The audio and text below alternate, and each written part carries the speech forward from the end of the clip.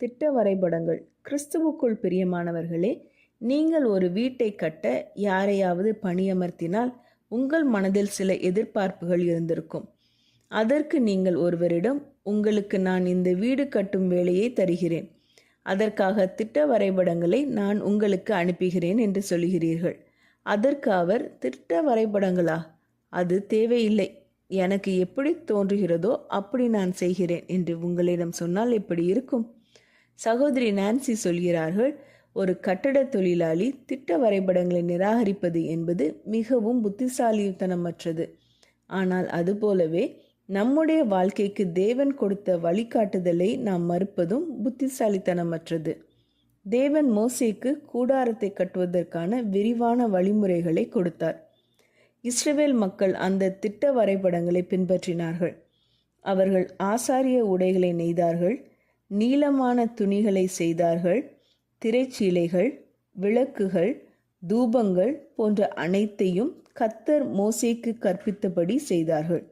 இந்த வாக்கியம் யாத்ராகமம் புத்தகத்தில் கடைசி 2 அதிகாரங்களில் 11 முறை மீண்டும் மீண்டும் வருகிறது. அவர்கள் அந்த கட்டளைகளுக்கு கீழ்ப்படியும் போது கர்த்தரின் மகிமை வாசஸ்தலத்தை கூடாரத்தையும் நிரப்பிற்று என்று நாம் வாசிக்கிறோம். கர்த்தருடைய மகிமை உங்கள் வாழ்க்கையை நிரப்ப வேண்டுமா?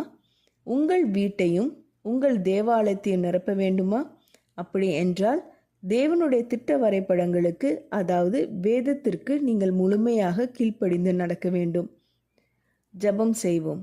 எங்கள் அன்பின் பரமபிதாவே, நாங்கள் இந்த உலகில் செய்யும் சிறிய காரியத்திற்கு ஒரு திட்டம் வகுத்து அதன்படி செய்ய விரும்புகிறோம்.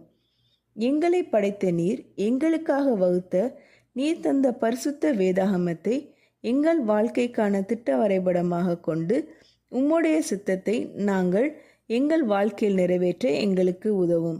இயேசுவின் மூலம் ஜெபிக்கிறோம் பரமபிதாவே, ஆமீன். இந்த மெசேஜ் 11 ஜூலை 2023 நான்சி டிமாஸ் வால்கமோத் அவர்களின் இயேசுவை தேடி என்ற புரோகிராமிலிருந்து எடுக்கப்பட்டது. கர்த்தர் உங்களை ஆசீர்வதிப்பாராக.